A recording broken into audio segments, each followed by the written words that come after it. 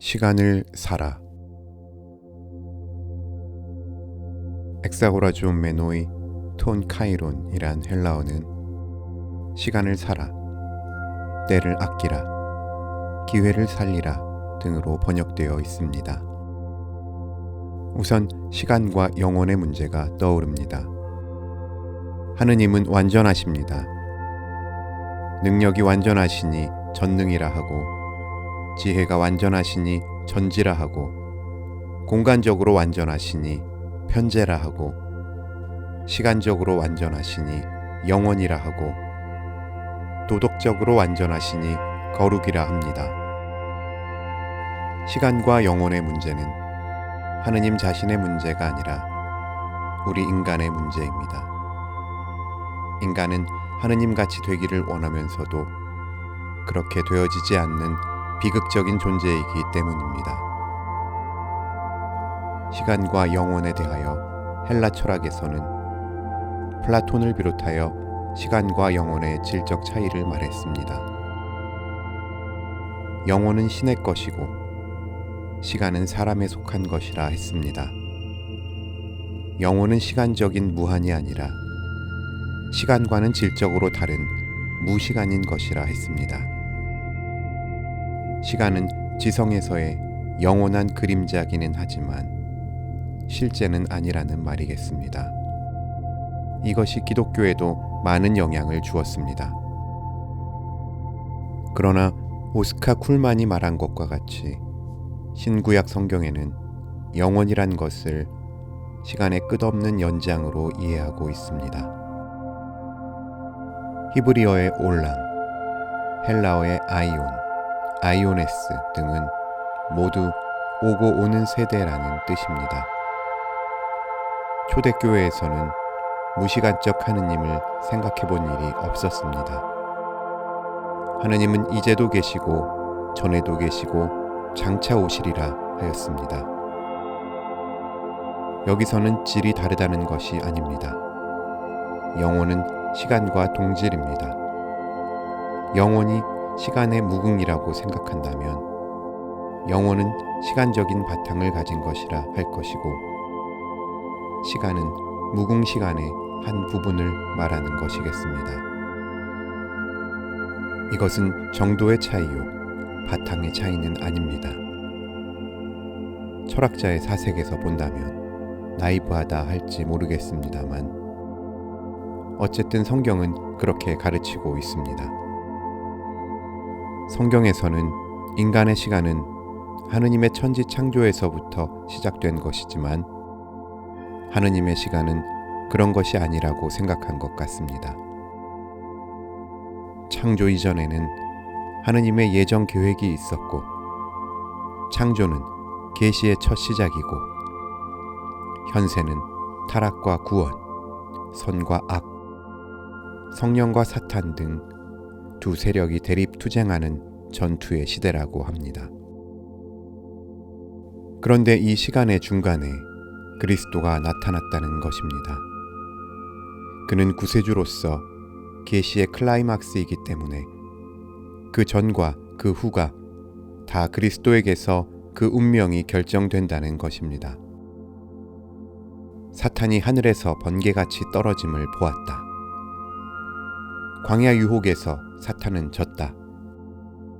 십자가에서 사탄은 이긴 것 같았었으나 부활에서 완전히 졌다. 그러나 그 잔당의 준동은 아직도 계속된다. 그것은 폐잔병의 발악이요, 대세는 이미 결정되어 있는 것이다. 이렇게 선포되어 있습니다. 생명의 이김, 몸의 부활, 그리스도 왕국의 완성 등은 종말을 향한 승리자의 행진입니다.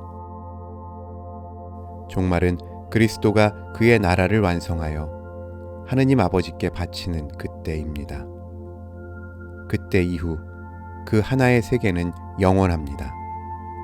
말하자면 창세 이전도 영원이요, 종말 이후도 영원인데 창조로부터 종말까지의 현세를 시간이란 말로 표시한 것입니다.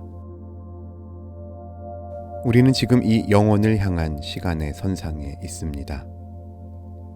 가장 위험하면서도 영웅적인 전투의 시대입니다. 이 시간의 주인은 하느님이십니다. 하느님은 영존하시는 분이시므로 처음과 지금과 나중 온갖 시간 안에서 되어지는 일을 감찰하시고 다스리시고 때를 따라 경륜하신다는 말입니다. 인간은 시간 안에 사는 기간이 100년도 못 되는 부유일생이기 때문에 모든 시간선상에서 되는 사건과 사업에 대하여 극소 부분밖에 알지 못하고 또 하지도 못하는 것입니다.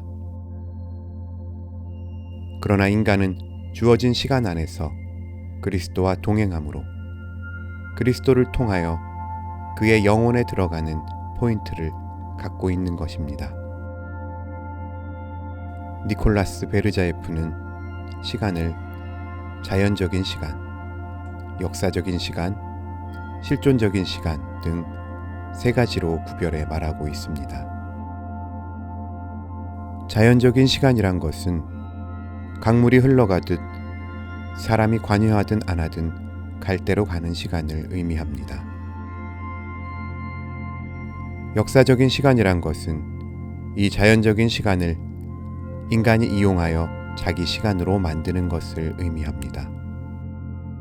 마치 하천을 논밭에 끌어들여 관계하는 것과 같습니다. 실존적인 시간이란 것은 이 시간 안에서 영혼을 보증받은 것을 의미합니다. 영원한 생명으로 진입하는 것을 의미합니다. 우리는 이 자연적인 시간의 흐름에 몸을 실어 70평생을 절로절로 흘려버릴 수도 있습니다. 청산도 절로절로, 녹수도 절로절로, 백발도 절로절로, 북망산천에 한 줌 흙됨도 절로절로라 하고 무저항으로 받아들입니다. 무창조의 일생입니다. 거기에는 역사가 없습니다. 그러나 우리는 여기서 내게 주어진 생활 안에 나의 이런 이상을 구현하기 위하여 자기 자신과 싸우며 환경과 싸우며 어떤 뜻있는 사업을 이 역사 안에 남기려고 시간을 아껴 일합니다. 이런 경우에 우리의 시간은 역사적 시간으로 미래에 이어집니다. 그러나 우리가 역사 신자인 것은 아닙니다. 우리는 여기에서 역사 이상의 영원한 생명에 통하는 포인트를 가지고 있습니다. 하느님이 세상을 이처럼 사랑하사 독생자를 주셨으니 이는 저를 믿는 자마다 멸망하지 않고 영생을 얻게 하려 하심이라. 이것은 시간의 주가 되시는 하느님 아들 예수 그리스도와 만나 그에게 내 삶과 죽음을 봉헌함으로 일어나는 삶의 영원한 가치를 획득하는 것을 말한 것입니다.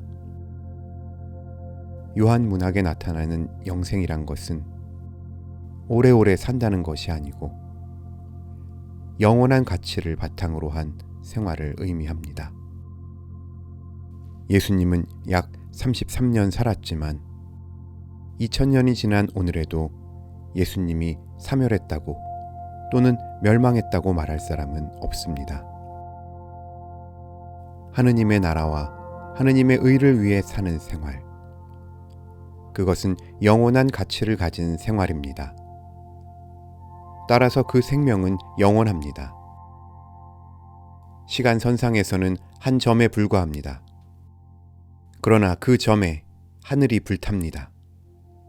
번개가 번쩍하는 순간과 같습니다. 그리스도 자신도 번개가 동편에서 나서 서편까지 번쩍임같이 인자의 임함도 그러하리라 하였습니다. 오늘 본문에 시간을 아끼라, 시대가 악하니라 했습니다. 악한 세대니만큼 주어진 시간을 낭비 없이 사용해야 한단 말입니다. 이 시대에는 유혹이 많습니다. 술집이 찬란하게 꾸며져 있습니다. 굳게 닫힌 대문 안에 매혹적인 비밀 요정도 많습니다. 댄스홀이 있습니다. 영화와 경마도 있습니다. 동서양 고급 요리가 식탁 위에 가득 차려져 있습니다. 성의 탐욕이 속삭입니다. 이런 찬란한 감각 문화가 인간, 특히 젊은 세대, 부유층, 사교인 등의 시간을 훔쳐갑니다.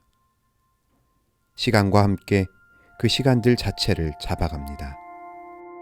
그리하여 역사적 시간도 옳게 이용하지 못하고 실존적인 시간은 더욱 잃어버린 채 종말에 부딪히게 됩니다. 그러므로 우리는 깨어 준비하고 주어진 시간 또는 기회를 놓치지 말아야 하겠습니다. 그래서 우리의 시간을 영혼에 합류시켜야 하겠습니다. 이제 금년 1년도 다 갔습니다. 우리는 1년 동안에 무엇을 남겼는가? 우리 역사 속에 구속사의 누룩을 섞어 넣기 위하여 얼마나 노력하였는가? 우리의 실존에 영원히 싹터 자라고 있는가? 결산해 보아야 하겠습니다. 이 결산에서 영생의 적자가 났다면 새해에는 그 채무까지 합쳐서 예산을 세워야 할 것입니다. 미래는 시간 안에서의 사실적인 커밍 에이지요. 몽환의 유토피아가 아니라는 것을 송년의 메시지로 드립니다.